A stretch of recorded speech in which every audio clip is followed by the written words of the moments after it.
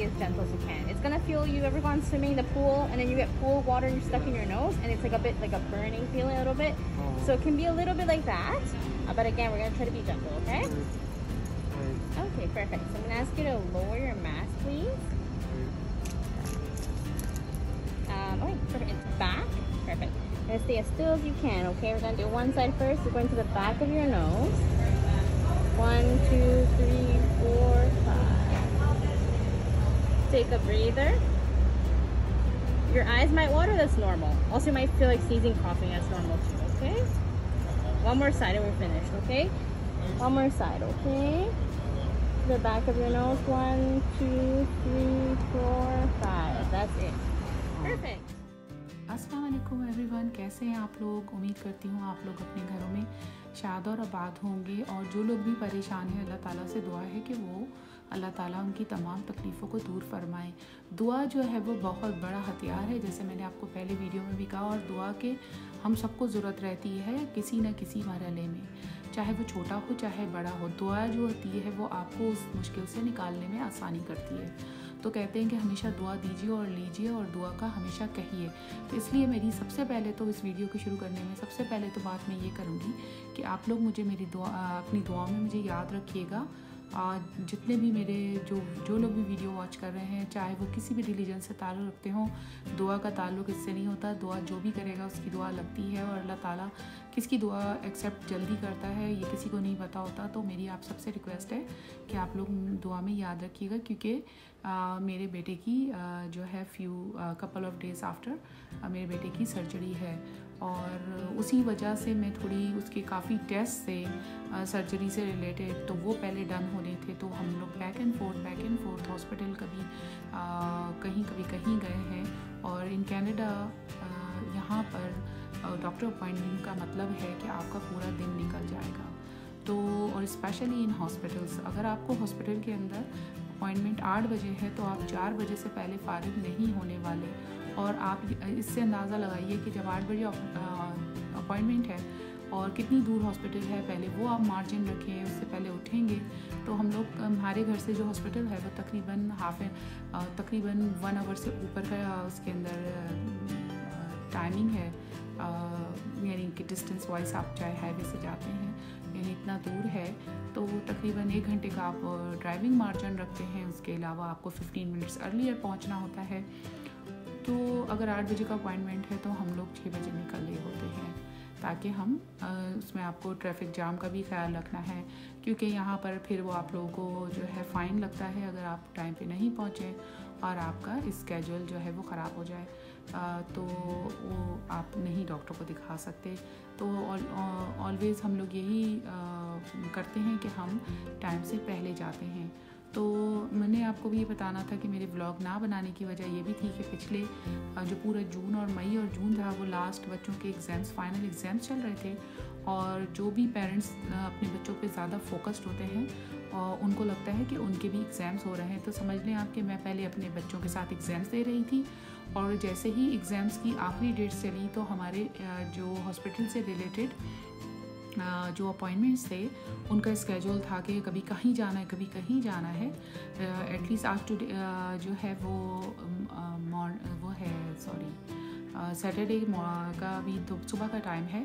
और कल भी मेरा फ्राइडे को भी जो था बेटे का मेरा हम लोग हॉस्पिटल गए हैं। उन्होंने हमें ये नहीं था कि कहीं नियरली कहीं जो भी आपके घर से लोकेशन हो वहाँ जाके आप कोविड टेस्ट करा लो, नहीं, हमें यहाँ से डाउनटाउन टोरंटो ही जाना था। इसी वजह से मैंने शॉर्ट वीडियो जो है वो अपलोड की है डाउनटाउन टोरंटो की। तो हम लोग वहाँ गए और वहाँ पे जो हॉस्पिटल है सिकिड हॉस्पिटल, उसके अंदर मेरे बच्चे का कोविड टेस्ट भी होना था।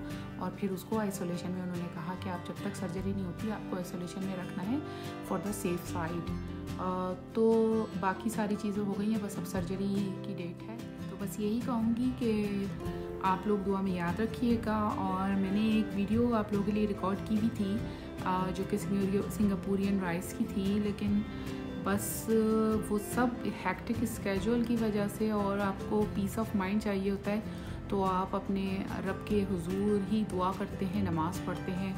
और मैं उस चीज़ से निकल नहीं पा रही थी। तो मैं मेरे पास टाइम में आज भी मैंने सोचा कि काफ़ी दिन हो गए तो मैं आप लोगों के साथ वीडियो शेयर करती हूँ तो सबसे पहले तो यही कि अगर आप लोगों को मेरी वीडियो अच्छी लगती है तो प्लीज़ लाइक और सब्सक्राइब ज़रूर कीजिए और अपने फ्रेंड्स के साथ शेयर कीजिए। और thank you for my new subscriber, बहुत शुक्रिया उन सबका जो लोगों ने मुझे न्यूली सब्सक्राइब किया है, और मज़ीद सब्सक्राइबर से मैं रिक्वेस्ट करूँगी।